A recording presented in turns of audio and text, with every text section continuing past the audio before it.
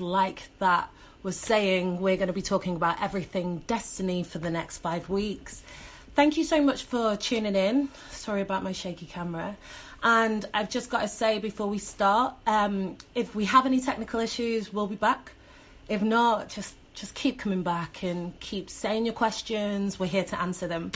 So today, we're going to be talking about the future of music. And I started Dystopian Futures because as a creative, I was thinking, am I a little bit fucked now? I'm not too sure. So we're going to talk about music and the good, the bad, the ugly, and the future of it as well. And we've got a very special guest. Let me try and add him. Okay. So our guest tonight is a creative genius in my eyes, definitely. And he is somebody who's basically not only had a critically acclaimed album, but he's been making live soundtracks for Rambert. His stuff has been played in the Royal Albert Hall. It's been around Royal Opera House, sorry. He's been also making a lot of art, which is featured across Europe and across the UK. So yeah, give it up for Gaika. Hello, how you doing? Hello, how are you? I'm all right, thank you. I'm okay. Welcome to the Dystopian Futures. Oh, look at yours though. Yours is a vibe. I just get the disco lights on. I mean, you can't go out, so it might as well do it. You know, like can't go out, so I'm like dressing up, dressing in style, dressing for the dystopia. Okay, so thank you everybody who's joined in. Please feel free to ask your questions. We'll be trying to look through. Say if you agree, if you don't agree. It's an open conversation. It's a safe place. We're here to speak to you guys about everything that you want to chat about. Today is about the future of music. So I think, Gaika, do you want to introduce yourself? Well, yeah, I am a musician. I make lots of different kind of things like art and music, and I write. A lot of it has to do with the future, I suppose, or people think that it does. And I live in London, and I don't know, shout out to anyone that actually knows me. So, yeah. I think they're liking it as well, yeah. They're saying, hey. Yeah. We got the full setup. I mean, check it out, like the production level on the thing is awesome. Sorry, I can't do these things by halves. I just can't. Like, you've got the full setup. That's amazing. All right, it's cool. Dystopian future. I'm dressed for it. You're dressed for it. Everybody else who tunes into these things are going to be dressed for it. So I'm you know relaxing. what I mean? I'm relaxing at the end of the world. Yeah, exactly. It's So, got my caution necklace on it as well. Like, I'm here. I'm ready. So I think let's just start with a bit of background about you, so people who might not know you or who have just heard your music but might not personally know you can get a bit more insight. And you know, I think it would be good to like just start about like what drives your music and creativity. Like, what are you passionate about? I'm passionate about a lot of things, probably most things, but I think I kind of have to make music or have to make art work in, like, otherwise I'll be really mental, like, you know. So it's hard to put my finger on one particular thing. I tend to get, it's a way of like saying the things that I can't say out loud. I can kind of say them, like express myself through music or film or whatever. And like, I guess a lot of that is driven by the things that kind of force me to think about them. So I guess that's why a lot of my music's like driven by injustice or like personal like pain or anger or kind of extreme feelings, you know. Because a lot, you basically touched on it. Sorry, carry on. No, I'm just looking at all the people joining in. It's kind of that. The waving. Hey. Yeah. Well, you know, I think you've basically touched on it. You were talking about like pain and injustice is what drives your music and your art. You've done quite a lot of art projects recently and music projects that have been like documenting Black music and culture, well, mainly in England.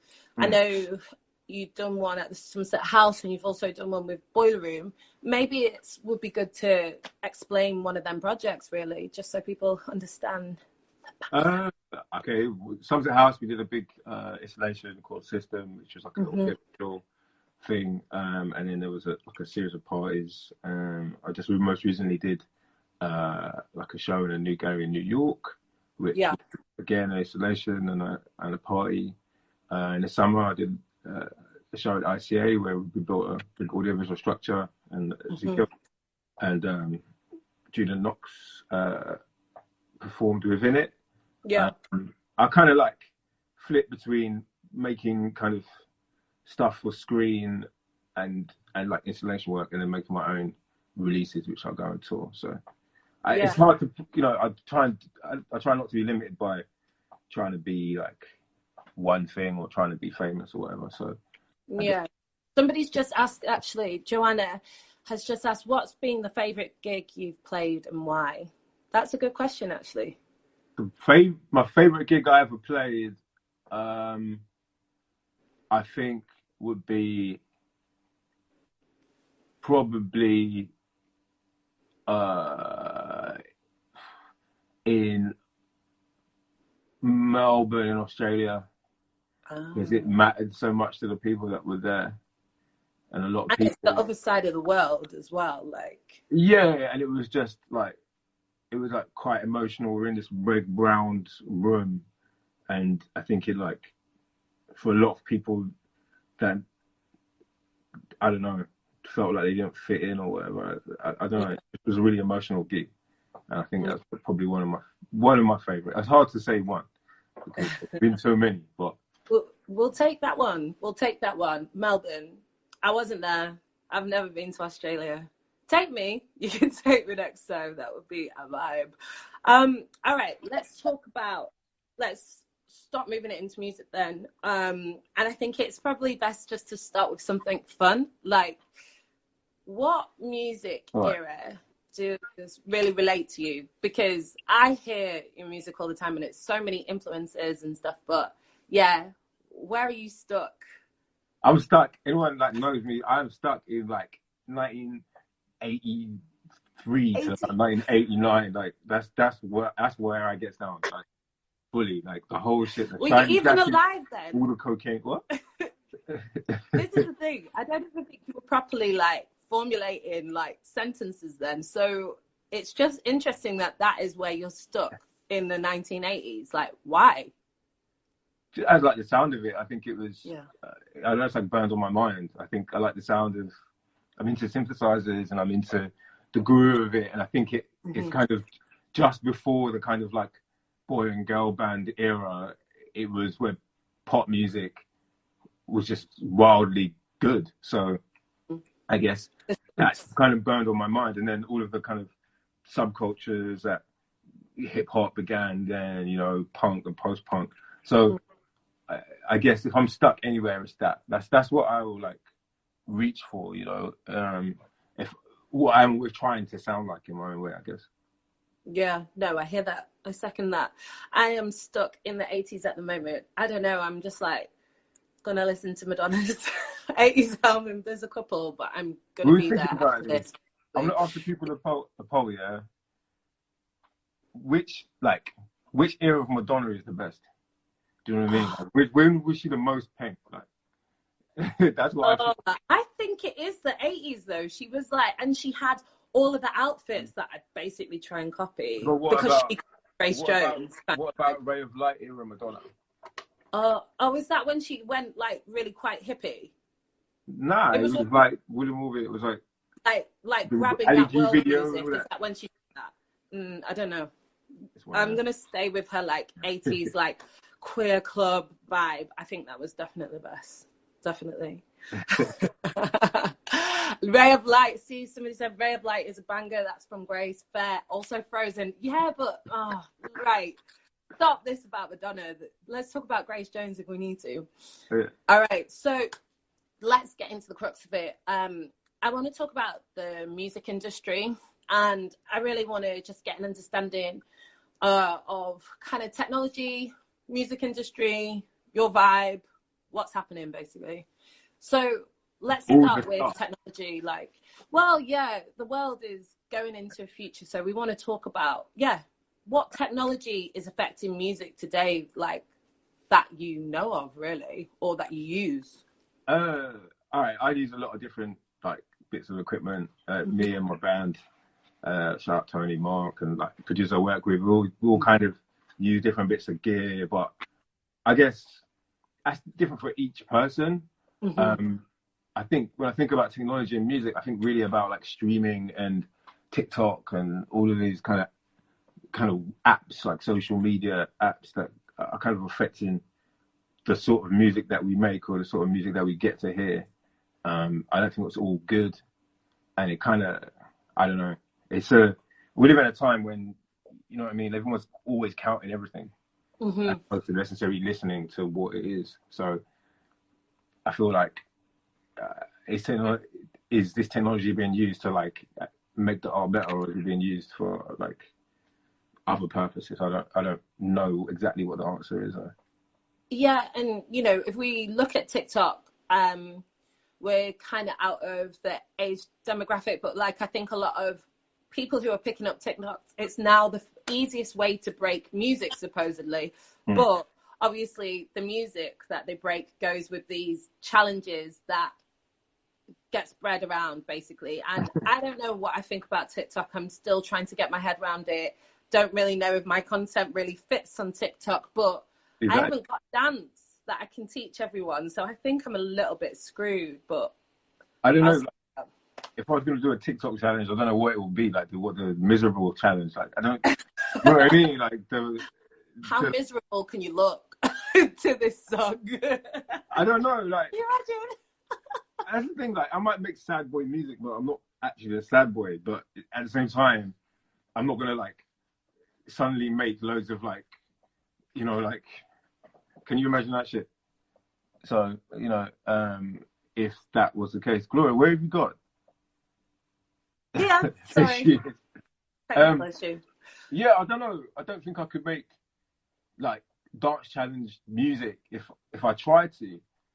And I don't really make viral music. It's not like, it's quite complicated, I guess. And you know, that's not on purpose. That's just what I make. So it's kind of hard to compete when that is like the only game in town. So I don't know. But then at the same time, you know, maybe I came out of the back end of like SoundCloud, and that wouldn't have happened had it not existed. So I'm kind of torn between these things.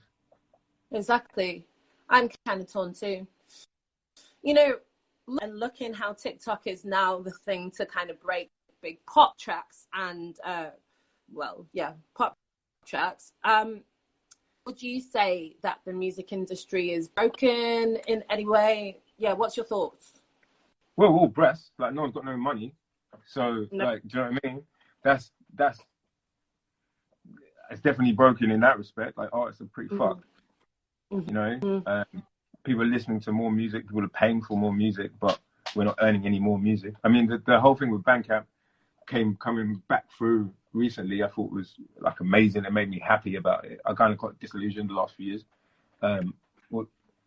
last year or so with it, because I just felt like you can't, I don't know, like if you sign to an experimental label, which I did, and then someone says to you, hey, like, I'm not saying make more commercial music, but I am saying make more commercial music, then what hope is there? Like, really, you know, and as far as I was concerned, that was the stuff that I was putting out was the most pop side of what I'm ever going to make.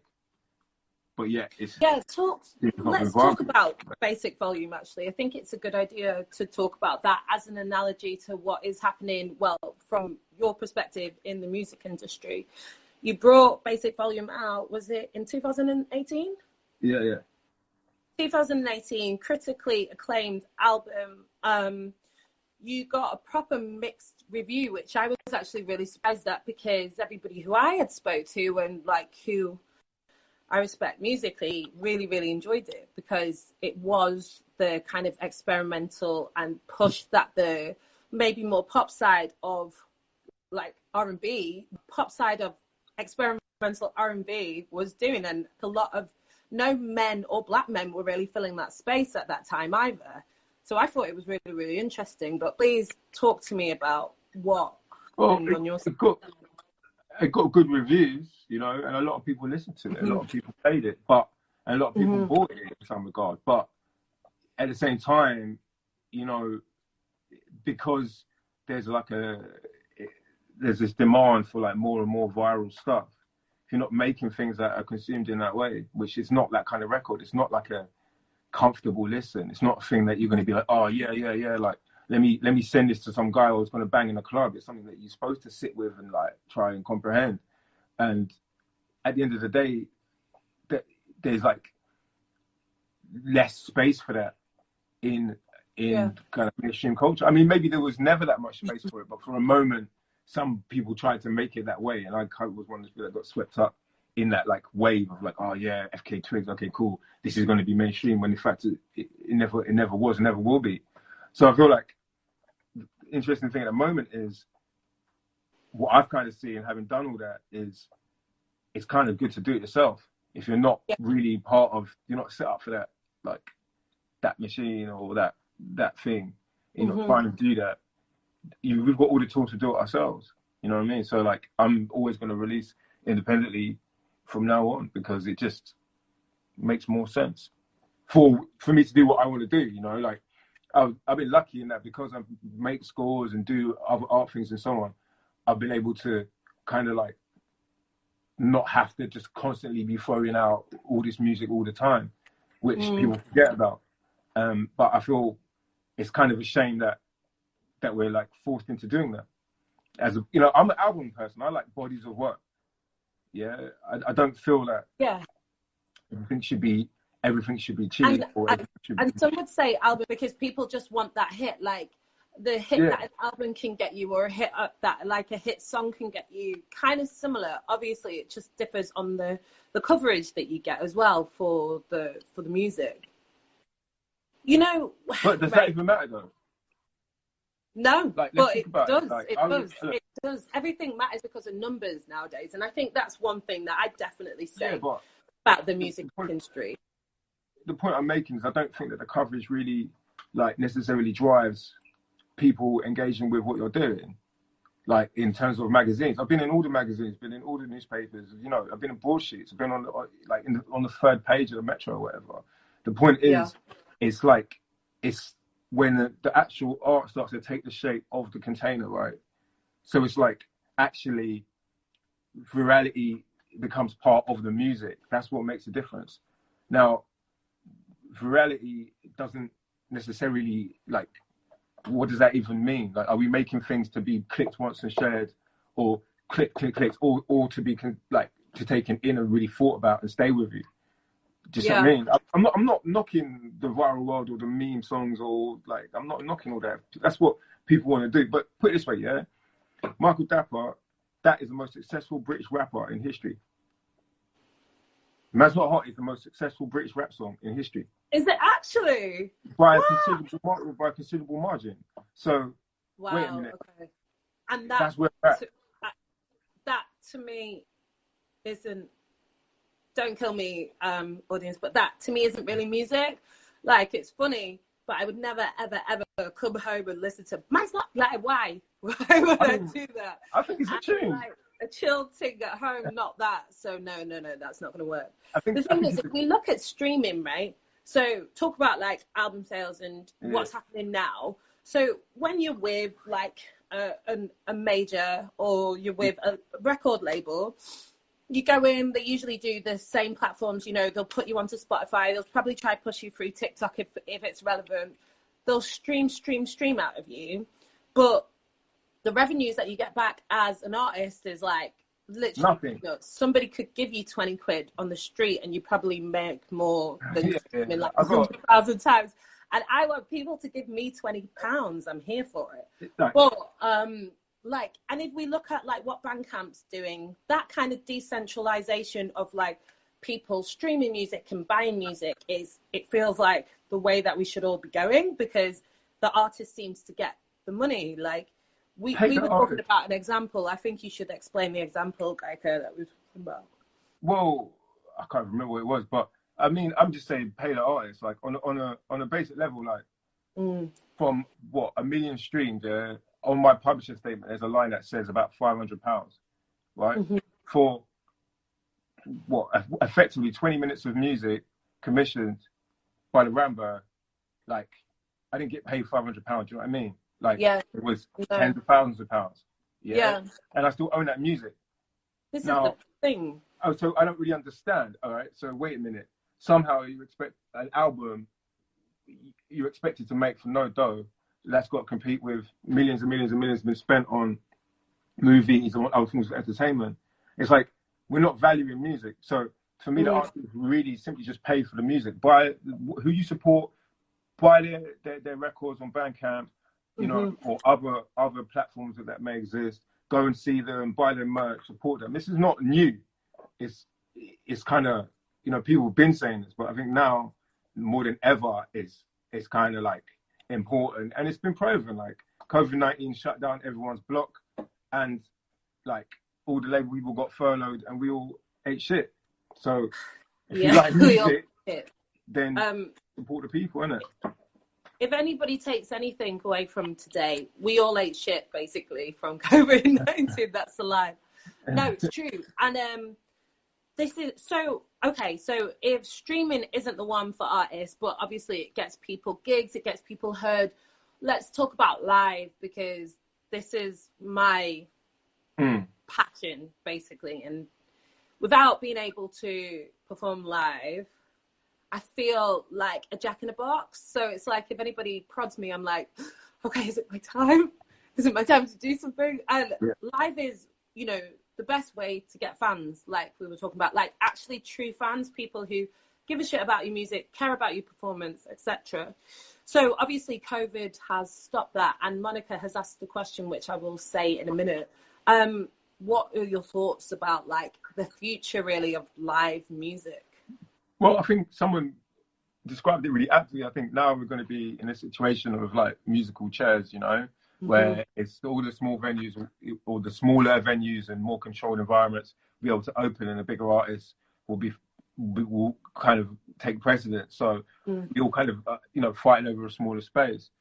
But also, I think it suddenly means that actually smaller and more informal spaces can become viable and become important. And I think streaming things like this, like, you know, small, like a hybrid small group or small venue mixed with a kind of a broadcast from it, can kind of be important. I think, you know, as we were discussing, that the what's interesting about this kind of decentralization of performance in a way means that maybe we'll get to see more interesting things, right? Yeah. People, you know, people being able to program in a way that is kind of, you know, they're not just trying to sell 2,000 tickets or whatever. There's no limit to the amount of people that can possibly see it.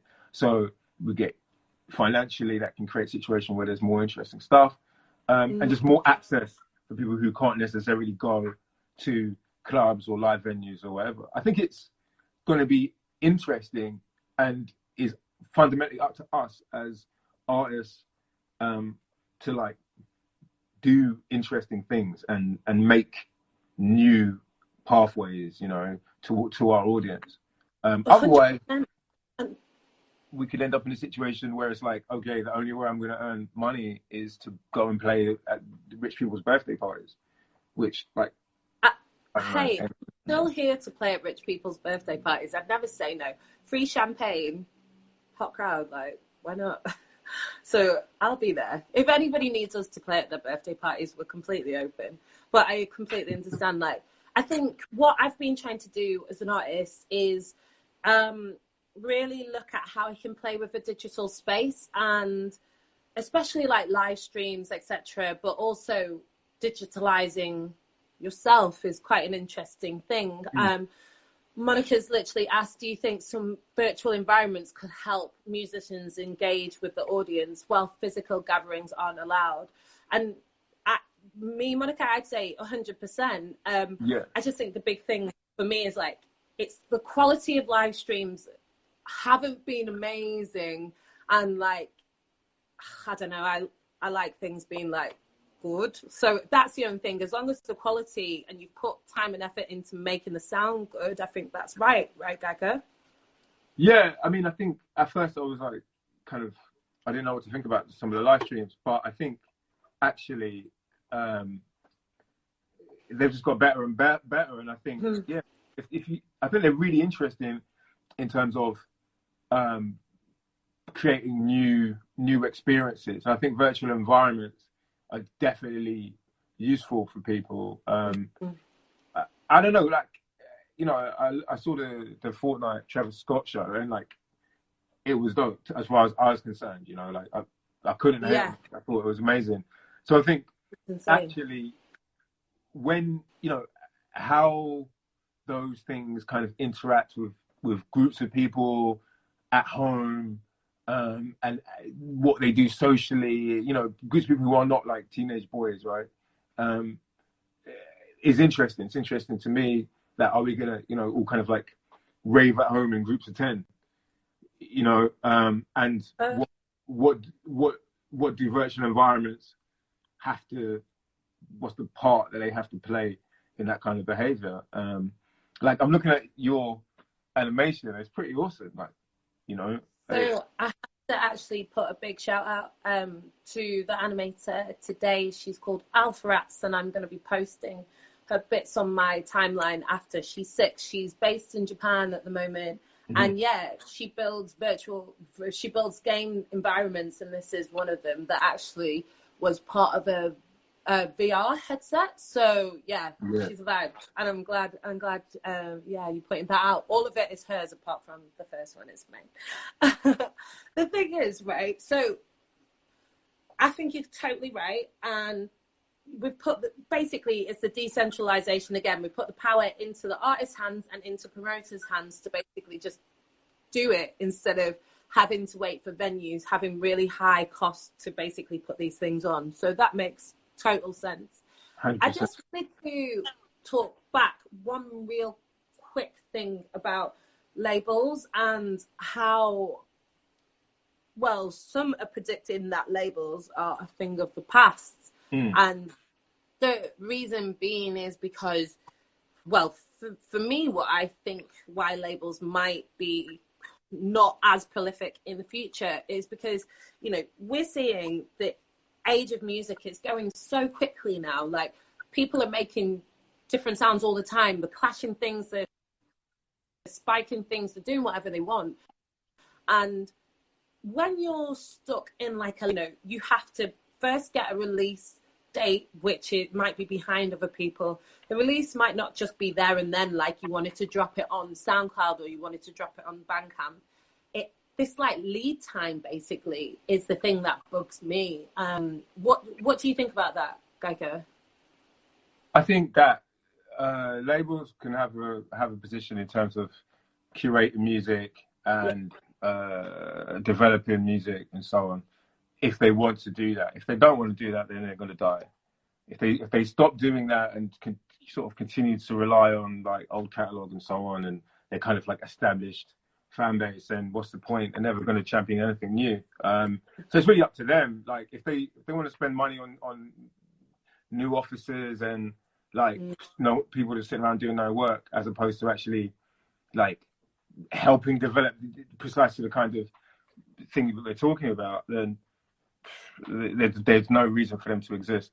But I do think, you know, groups of people coming together with a sole purpose of organizing a release of music definitely does have a place. But it just, you know, it's got to be relating to like viable businesses, and not just a kind of like really conservative approach to running an enterprise. 100%. So that's when like collectives basically become so much more important and things like that, because you want people to champion your music, but it's more about your community instead of people. Well, both are really good, but I just think the main point about like owning your release schedule and stuff is really, really good. It makes sense. Yeah, I think that's it. I mean, I think it's sort of why should you sit behind sit in a train when the amount of resources that are actually going to be invested are like negligible anyway? You know what I mean? Yeah. It doesn't make sense. Like you've got to. I seen someone in the comments saying DIY. I agree. You've got to do it yourself. And I think if you've got to, in doing that, you can find a kind of an interesting relationship or a better relationship with the kind of the industry as a whole. But we've also got to be real about what's happening. You know, like if we're all being measured on like clicks, right? Then we've got to remember for certain artists, there's millions and millions and millions of pounds put behind generating those clicks. And it's like a lie that they kind of perpetuate that, hey man, like just doing it on Instagram, like you're going to make it. That's not the case. You know what I mean? Most people don't see what you activity that you do within your social media until you pay for it. So 100%. Well, what is it? 3% of people in your social media see it organically. Is that correct? Yeah, something like that. So it's just like, I've only got a career because I try to communicate directly with the people that can support my career, right? Whether that be people that commission work or people that actually listen to my music and actually get it. Worrying about, like those metrics, like, this many people listen to a spot. I don't even know what it is, because in reality, like, I'm yet to meet someone who like has been like, yeah, I followed you around on tour because of you were in this Spotify playlist. You know what I mean? Like, it might be their first. Maybe they were just scared to say it, like that they didn't create music. Shock. It may be their first port of call, but it's about. My point is, it's about, like, I've always tried to make a world in which people can physically come to. That's why I was put on my own parties, my own raves, where we will have a lineup of other people as well, and it's people getting together as opposed to just relying on, okay, I spent this much money in ads. Because in the end, when the platform changes, just like MySpace, everyone is going to be fucked. Who remembers Tia Tequila? Like I don't know. She was the MySpace queen, right? Like, just Google her. Yeah. Where is she now? Like, she makes porn. Tia, like. we want you back. No, I hear it. That is, it's a hard one, really. And what I was thinking then, so there must be something that's happening at the moment that is a vibe. And obviously I see a lot of artists like doing a lot of brand partnerships, and that seems to be the route at the moment for a lot of people. I know you've got some thoughts on this. Well, I mean, I've done them. It depends. Like, for me, if it's interesting what they're doing and they're going to pay me to do an advertising job, like, I don't really see it as any different from modeling something, But is that going to impact the music that I make? Well, no, not at all. Is that going to be like, okay, I'm now making content for them, like, because that's a whole different, a whole different thing, like, than actually like being in something. Here, wear these clothes or whatever. Like, so I'm not against it, because as the reality is, I don't have the luxury to be able to say, hey, I'm not going to take any of this money. Are you there? Hello?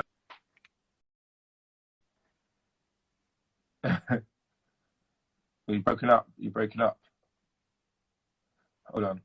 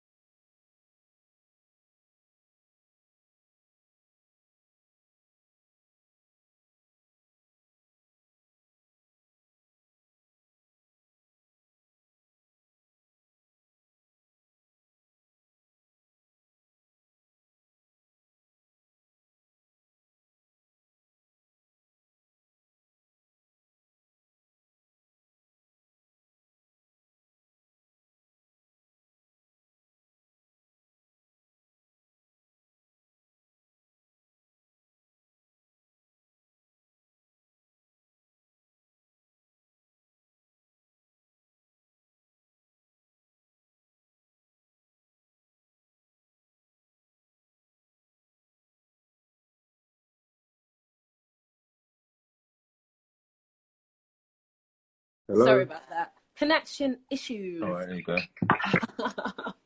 So, yeah, nobody uses the internet. Pardon? I'm telling everyone not to use not to use the Don't internet. use the internet, guys. We have a crowded I think it's on connection my in the side house. as well. Everybody's streaming porn or something, not too sure. No, I'm joking.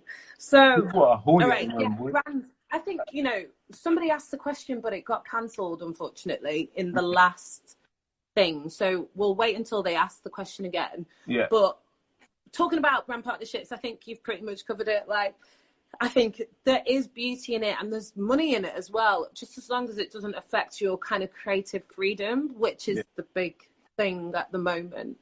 All right.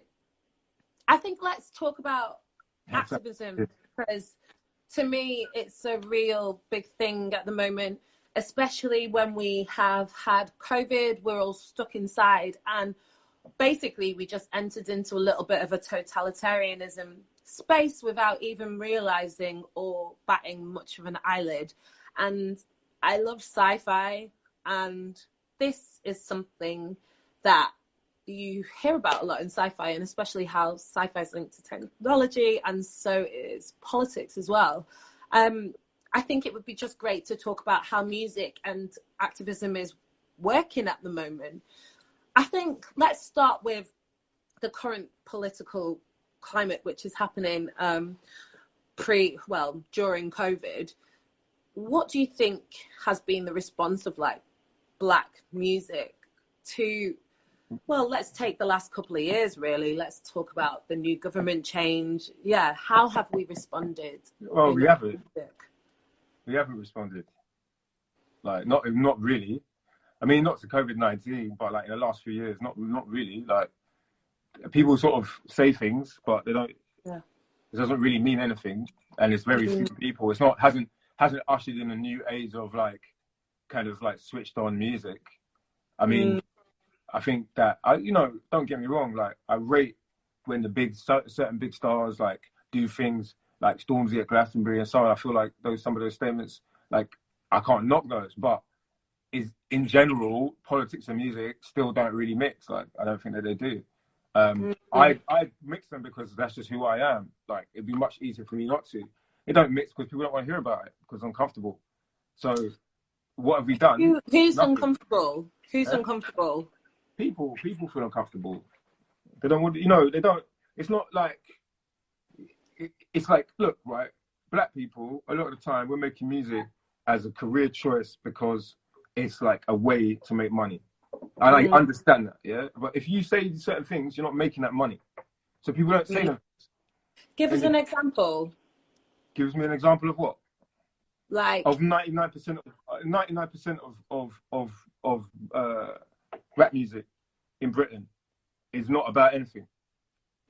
No, it's not. I love it, a lot of it, but it's not about anything really. Like, or it's certainly, or if it is, you got to look, right. If you take, for me, the most political music at the moment is drill. Yeah, it is completely vilified. Yeah, most people who make drill are not in record deals, are not making money from it.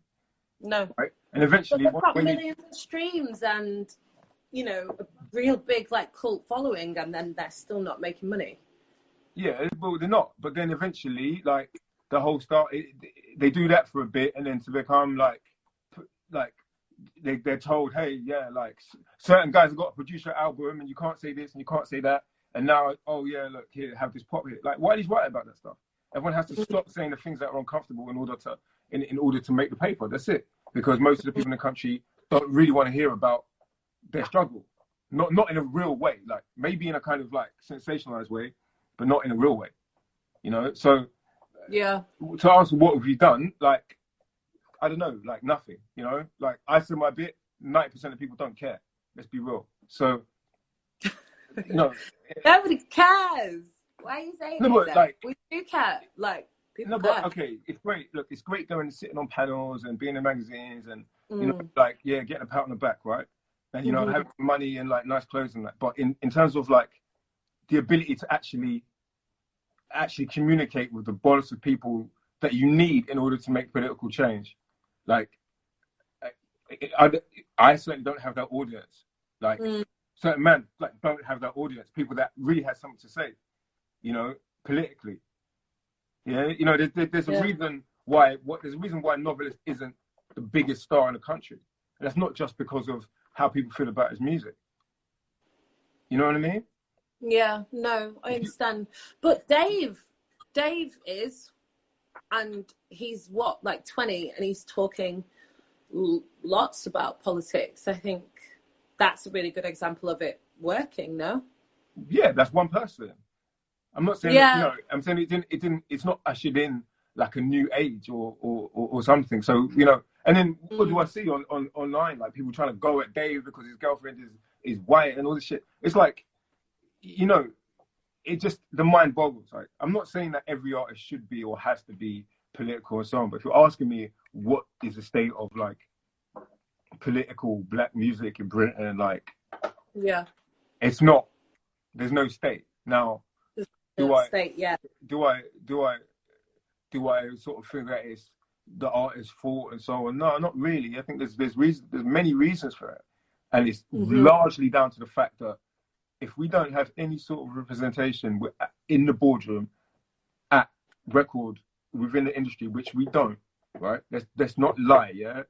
When you go beyond a kind of like middle management level, like we're not represented there, then obviously the music that gets pushed forward is not going to be about anything that has the kind of like ability to like positively impact our communities or whatever. Like, you know, when I say positive, I'm not talking about the music itself being positively, but it actually being about more than kind of like emptiness.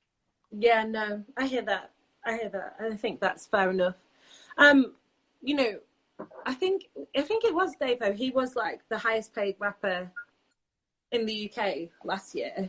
And, you know, we have to, and I understand about like the mass voice, but we also have to celebrate when things like that happen as well, which is great. I think his album was great, and I think that I'm glad that he exists.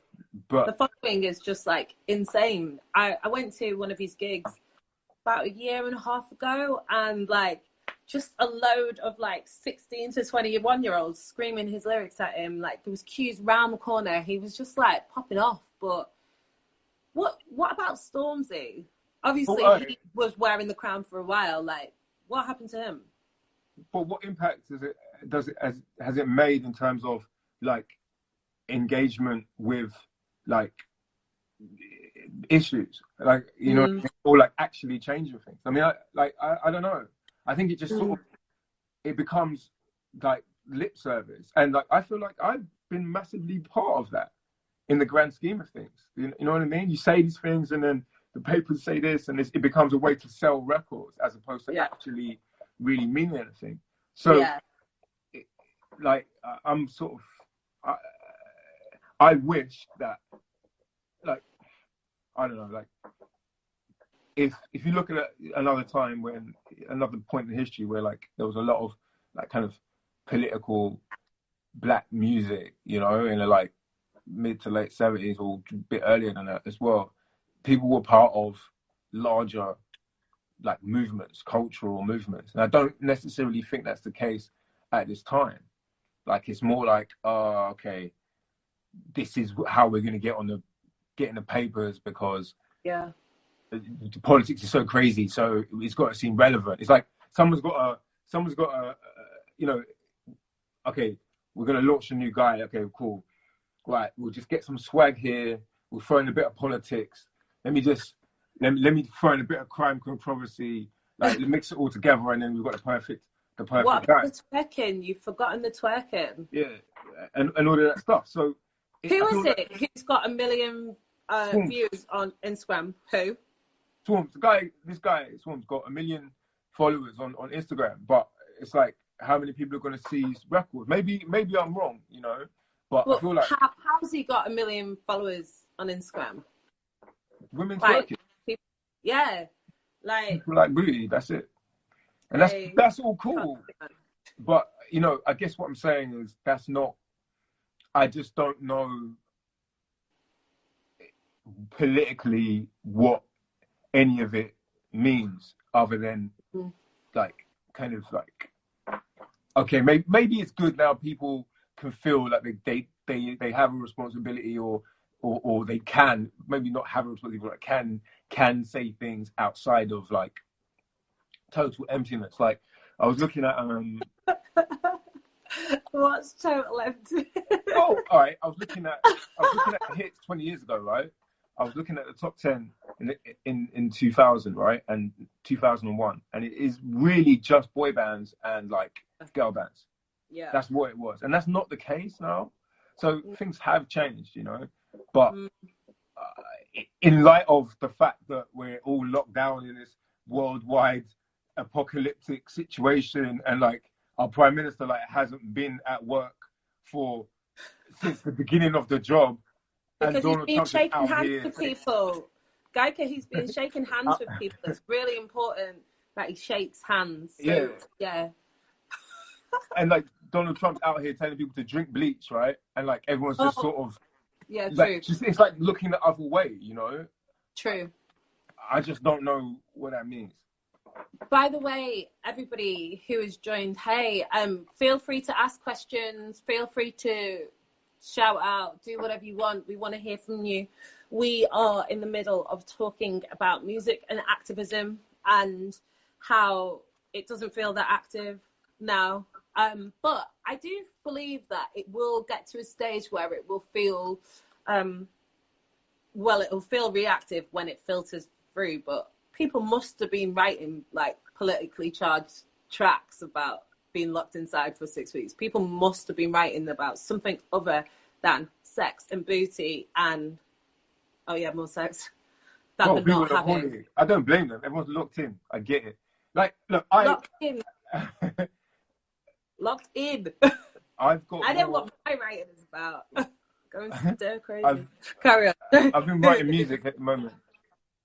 I've been writing music, and I've had no desire to write any like deeply political things, because it's just human nature to want to. I'm just writing about like individuals or people that I miss, or you know, just being out and stuff. So yeah, you're right. It takes some time to filter it out, but I mean, yeah, I don't know. The future of music, in or as activism, is like something I'm, I guess, trying to work out in my head.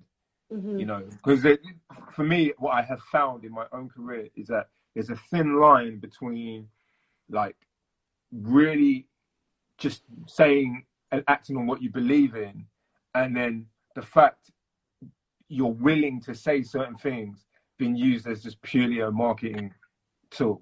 And those are different. No, I hear that. But I am liking the clash of sound that's been coming through for the last couple of years. I think that's been super interesting. It's sort of always kind of been there, but like the fact that like more black punk and punk, post-punk meets rap, and you know, like that kind of JPEG Mafia push through sound has come through. I like the harder music, so it's like pretty perfect for me.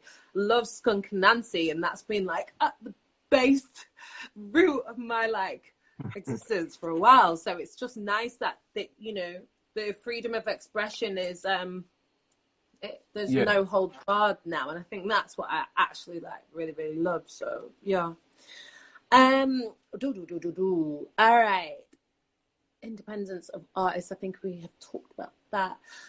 I think let's come and start kind of wrapping it up and talk about music technology at the moment, because I know we touched on it before, but what is out there that's like exciting you at the moment? Because you talked to me before about the guy who runs them interesting parties. Let's talk about that.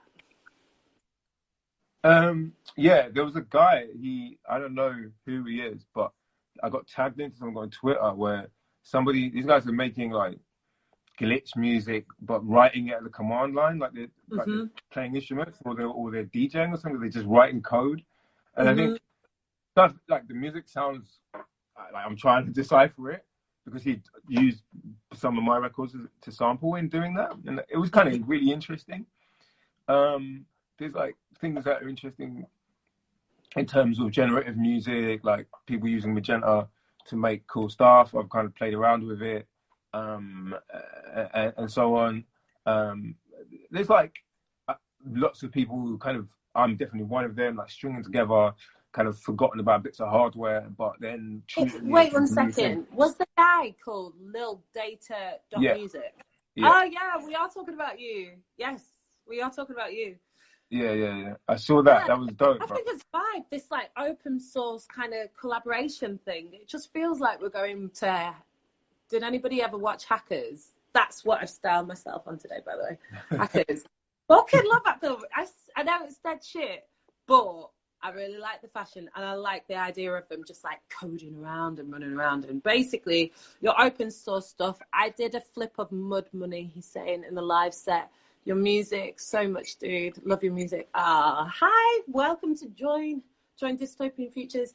But yeah, this open source thing, and I even saw a real basic open source thing the other day that people upload their stems and their vocals for people to remix it on the open internet. And I think that's cool. I don't know if I'd be, I'm too much of a control freak. I don't know if I could let people do that. But yeah, I'm down. Maybe we should make something I will give people the stems. Yeah. Should we just do that and put it out and then bring it, see what comes back? It's better than like looking on the internet and seeing like Gaika type beats. If you just hit me up and I'll give you the stems and you can just do what you want, bro. Like, you know what I mean? Like that's what I think is, you know, I'm all for collaboration and for like evolution. Otherwise, it's got to be like I'm interested in like new subculture. You know, that's what I'm most interested in. You know, interested in at the moment. Like, sort of worrying about what labels and what Spotify and all that are all doing. It doesn't really. They're not going to do anything except for like get rich. They're the late guys. They're the guys who try and buy drugs off you at the party. Like, do you know what I mean? So that's not really where I'm not really concerned with that. Yeah. And I'm more concerned with what people are doing and how they're pushing the limits of the tools that they have. And so, yeah, that's where my sort of energy and effort is, whether it's stringing together bits of hardware that are kind of long forgotten and making new things with them, or doing things, you know, writing music in new ways. To me, that's just like much more. That's the most interesting side of like technology and music right now, right? Yeah. If we talk about writing music in new ways, like AI must play a part in that. If we're talking about music in new ways, I don't know what you think about AI. I think it can be interesting in making new types of instruments. I think like people who want to replace human artists with AI is like they can all burn in hell as far as I'm concerned. Like I don't it might be more efficient or whatever, but it's like the least amount of source in history. Like, why would you do that? You know what I mean? Talking about that, I just have to stop you there for 1 second. So I was just looking around on the internet, and it turns out this AI data company has made a Travis Scott track without Travis Scott. So for 2 weeks, they ingested all of Travis Scott's discography, and then they created a song and they created a video. And I'm really sorry, but there was no source in that at all. Like, and why do that? There was no blackness in that at all. Of course. Does the computer know how to like program some drums that will like actually get my hips swaying? I'm not sure. So why would you do that? I think we've got a way to go, basically. I mean, it's a kind of like mental kind of like code sorcery. It's like insane. Like Travis Scott makes those records because of the things that have happened in his life, like and how he feels in that day. Trying to replace him with like, what's the purpose? What is what? Because you don't need Travis Scott anymore. It's like this way of thinking that I'll never get. You know, it's very capitalist though. It's not from an artist perspective at all. But you know, Travis Scott is doing some amazing things with technology as well. But he has to be there and he has to input at it. You can't just make a track without him. You should have seen the video. It was so bad. And like they had this car and then like 20 girls just dancing around, and I was like, this is like, oh my God. Anyway, I'm going to post that video later because it's fucking terrible. I don't get it. But I mean, I've used AI tools, you know, like I've definitely bootlegged somebody once gave me a password to an AI like generative sound thing, and I just sampled it, and they were like, yeah, if you use this in your composition, you have to pay for it. And I was like, nah, I'm not. I'm just going to record it.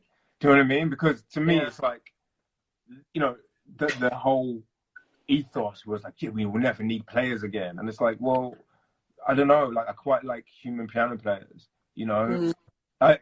It's like, can we not just look at it that way? So yeah, it's all about bending these things and using the tools, not them using us. It's 100%, instead of getting rid. But, you know, we have to look at what makes popular culture, right? And it's feeding the beast of social media, constantly being present, always bringing new stuff out. And who is that avatar for like, so that avatar mixed with some of these platforms that basically just make music and make vocals now, like it could be any major label's dream if we get it right, because people will buy into it for a short term. But I think that's the big thing that we're trying to do, is like constantly push longevity in the music and the art that we're trying to create. So I want to be counter to that, you know, like real people making things. That's what interests me. No, definitely. I think really quickly, my mum actually, never doubt the small group of thoughtful, committed citizens that change the world. Indeed, it's the only thing that ever has. Never feel small in your activism. It only takes one voice. Hey, I like that. Thanks, Margaret. Right. Really like that. That's great. One thing, you know, and I think Margot's definitely touched on it. I think doing more of these things, being more in a community, like that's what we basically want to do, and that's what we will continue doing, especially like for everybody who doesn't know, me and Gaika run a collective called the Spectacular Empire. It was started by Gaika a couple of years ago, and then I joined, like went onto the label, released some music, really got stuck in the ethos. And the whole thing about Spectacular Empire is about pushing Black future music, and it's so important right now because we are getting very much drowned out by other sounds, and it's good for us to have a platform and a space of activism as well whilst we do it. So we're going to be throwing parties, we're going to be doing a lot this year, and I think it's a really good time for people, if you're interested, to start getting involved and start coming along with the journey with us, because like Margot said, it's not about just a collective, it's about one voice, and it continues from there. And hey, Crystal Mess, how you doing? You all right? So, okay, one thing that I wanted to quickly talk about, which I feel is mad. So some people might not know this, some people might. Music as a commodity and how that works. Yeah, I mean, you know, I think when you, at the present, there's a kind of push or trend in like finance and music to kind of take people's rights and turn, or the rights to the publishing rights to their music, and package those up into big blocks and then trade those in the stock market. And it's kind of, to me, the kind of reason why we're seeing this push for virality in music, because the more plays that there are and the more usage there is, then the more money the speculators make, right? So that's where the money is coming from. So you're actually seeing the effect of like the financial world on like creativity itself, right? So it's like, if you ever wondered, okay, well, why, if people aren't really listening to the radio anymore, why does my song only have to be so long, or why does it have to sound like this, or why does it have to be like that? Well, it's because reality. Why is reality the thing that gets pumped? Because it's like, this is what's making people rich. You know what I mean? And I think just in general, you know, if there's one thing that I would like to do is to kind of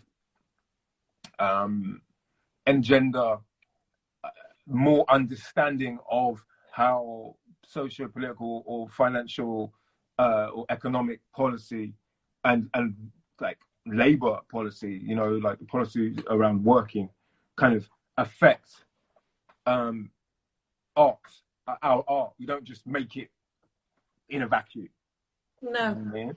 So I think that's a conversation that like needs to be had outside of Music Week or conferences about music. Yeah, no, it needs to happen on a bigger, well, policy level, definitely. Or just in terms of the general public or the music making public and music buying public understanding that it comes back to the same thing, right? Support your artists directly. If you do that, then that will empower them to make more interesting things. If you don't, then you can't really moan about there's no good music anymore. You know? And moan when they have to actually go and do other things because music isn't the thing that is making money that it needs to, you know.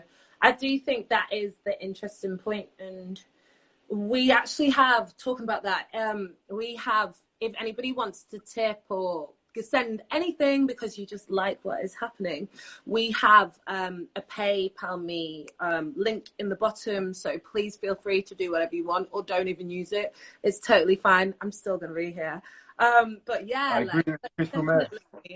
Like I think she you says, know let's this cut is the what, middleman. yeah, Crystal Mess is saying, like, let's cut the middle man, and it's 100%. totally right. Like, that is what I think, you know, wrapping up now, future of music, what is it to you, G? Like, the future of music is exactly as Crystal Mess has said. Cut the middleman, deal directly with the artists, you know, things like 5G, as much as everyone's afraid that it's microwaving their babies or whatever, will allow people to stream and broadcast like a lot of things directly from their devices, from their homes. The possibilities exist already. The payment possibilities exist already. Like, I worked it out, right?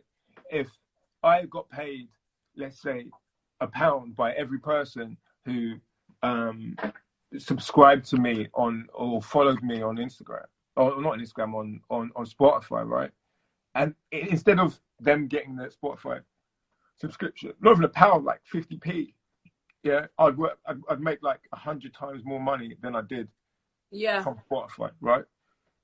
Yeah, just what I mean. So, okay, I understand that people want all the choice and want to be able to go and select, you know, everything. But I think actually directly supporting the artists that you love is going to really help, not only help them get through this difficult time, but also just like create like a brighter future, a more interesting future for music in general. Yeah, for sure. Crystal Mess said, shout out to Bandcamp, though they're nice. They are nice, yes. Patreon is also a tool. What? Indeed. You want to expand? Tell us. No, I think you're totally right. Like, I think if we just start setting up our own infrastructure to just give fans what they want, more kind of directly, more things, you know, because if we got the money straight to us, we would be able to bring stuff out so much more quicker. We'd be able to do better content. We'd just be able to do so much stuff. So yeah, I think you're right. The future of music for me is, the whole decentralization of the big cheeses, going back to hacker days, so I can continue dressing like this. One thing that we haven't touched on is unionization, because listen, like when COVID happened, everybody jumped into the union. So like rail, nurses, everybody, but music, I know we've got musicians union, but like a lot of people don't really use it. And well, if you don't pay an instrument, it's not like you've got to pay £200. Yeah, exactly. The pay membership, it's like quite mad.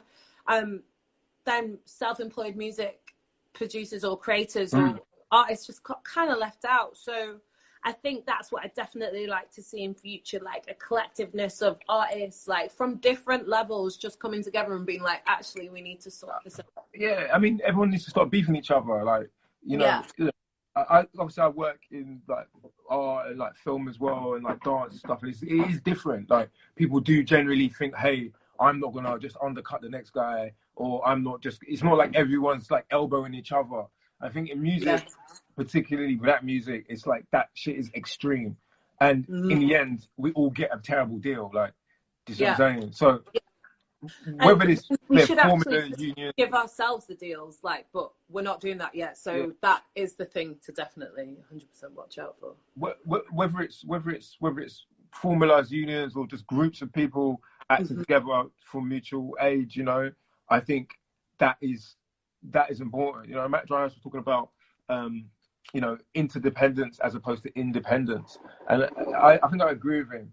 You know, I'm not saying, oh, okay, I always want to be independent, every man for himself. Like, you know, he who, you know, if your music's good enough, then you win. Like, is that true? Like, no. I don't think it is. You know, like there was like out of that generation of artists that got signed at the time that I did, there was loads of people that were amazing. Some of the people are in this group that I think were better than me, but it was just like, okay, someone decided we can monetize this in this way. And you know, one of the things that I'm sad about is I didn't get to the point where I am in my head now, like then. You know what I mean? Like, because in the end, you know, if we actually work together, then everyone's going to be in a much stronger position. No, I think that's a great closing line, actually. And before we go anywhere, I've got to ask, does anybody have any questions? Does anybody have any questions at all? Hit me up, come on. Oh, wait, there was a question, actually. You go on. Oh, it's gone. Damn. All right, so thank you so much for joining in to the first edition of Dystopian Futures. We are going to be talking about the future of our destiny in a creative space every Wednesday for the next 5 weeks. Every Sunday, I will be doing performances and they will be joined by special guests. Gaika has been the first person on, and I think it's been a really great chat. Thank you so much, G. I think, So wait, one thing, what do you think about Patreon and subscriptions per month? I think that can be good. I feel like if we can find a way to make those subscriptions go directly to us and it not be like a form of kind of free labor situation, you know. But I think there's definitely a future in that. I think that people, it would be kind of great if you could just subscribe directly to your artists that you like, and you know, you could switch those around. I mean, Patreon is kind of interesting for that. I don't use it because I don't know how, like, you have to. I don't know how widespread, you know, your fan base has to be, or how big it has to be to make the same sort of to make a living, right? But as it stands, I don't really make any direct living from people playing my songs. Yeah. You know, I think like maybe that is a question that we ask and revisit in a couple of months, because with Patreon, I've actually just signed up for Patreon as well to see like what the chat is, because I'm really not too sure. And I don't know, like, do people want monthly payments? Do people see £3 a month coming out of their account? Probably not. But, you know, it's about masses again, that you need to create something substantial. But we'd love to hear what happens on your side, Crystal Mess, definitely in a couple of weeks, and let us know. Seb has asked the relationship between visual art and music. I was a visual artist before I was a musician, so I kind of fell into making music. And you know, somebody said, "Oh yeah, like I think, you know, we've actually," somebody as a shall we say, changed my relationship with them, said, "Oh yeah, like, I thought, you know, I thought you were a rapper that made visual art, but now I've realized that you're a visual artist that like kind of dabbles in rap." I thought that was like kind of an hilarious thing to say, because I never presented as anything else, right? Yeah. It was just that. It's not necessarily, people see what they want to see at any given time. So that relationship to me has always been like central. I can't really separate them. Like, I'm not deaf, I'm not blind, so I can't really, like, there's always going to be that link. You know, I'm not someone that closes my eyes and like sees blackness and when I listen to music. Whenever I hear music, it all creates I see is the black. All I see is the dark. Do you know what I mean? Well, like the darkened room, like crying. Corona. So let me just see what else. In the live coding world, people who ko-fi.com because it doesn't put any creative pressure on the artist. What's ko-fi.com? Don't know. This is like deep internet stuff that we're just hearing about now. We'll check it out. Yes, that's my point. There's some like tips. We need to know. Patreon can leave you feeling like you need to please your crowd. That's the thing that's put me off about it. Yeah. Fair fashion. I work in an art gallery and obsessed with the combination crossover of music and visual art. So am I. Let me come to your gallery. I think, I think that's just kind of go back to that. I think that's a really interesting, like, place moving forward, because we, you know, maybe we're going to be experiencing music in less crowded situations. Yeah. So you kind of need, you know, less crowded and less horny situations. So what do you mean less horny? It's online, man. Like, anything could happen. But, you know, I guess they will, you know, the kind of like shows that we've done in galleries and so on, where there's 100 people and there's 200 people and it's an installation and so on. You know, I definitely want to continue to build upon that and really kind of push that art form, because I always thought it kind of strange that when you went to a club, it was just like painted black and all you ever, you know, you could just kind of stare at this like guy who looks like your accountant, you know what I mean? Like playing fucking shit techno, you know? Yeah, no, I hear that. Fair. So yeah, I feel like a more developed crossover in the live environment is definitely what I'm talking about. Hang Tight Unanimous will definitely book men for that shit. Yeah, like I feel like, imagine going to places which are just beautiful, incredible, and they can be temporary, you know, and not in a kind of like, you know, gap year cardboard way, but like a meaningful installations and meaningful artistic structures that are built to react to the music and to react to the audience.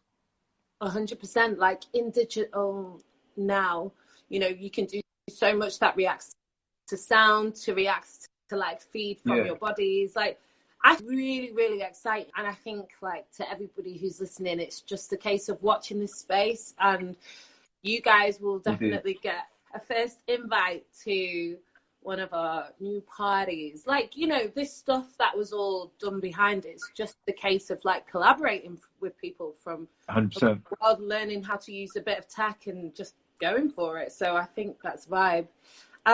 Any other questions before we close? Anything else? I can't see. La la la la la. Right. Okay. I think that's it. G, thank you so much for joining us. Again, this has been Dystopian Futures, and thank you everybody who has tuned in. You can access Gaika's Instagram through Gaika Sees if you haven't come from there already. And if you do want to check a tip, whatever it is, PayPal me, and it's Gloria with a 1 instead of an I, and we will pass it. Gloria, are you from Blackpool? Bye-bye. Yeah. You're outing me. How did you know? No, yeah. Well, I used to live down the road. Oh, he's gone.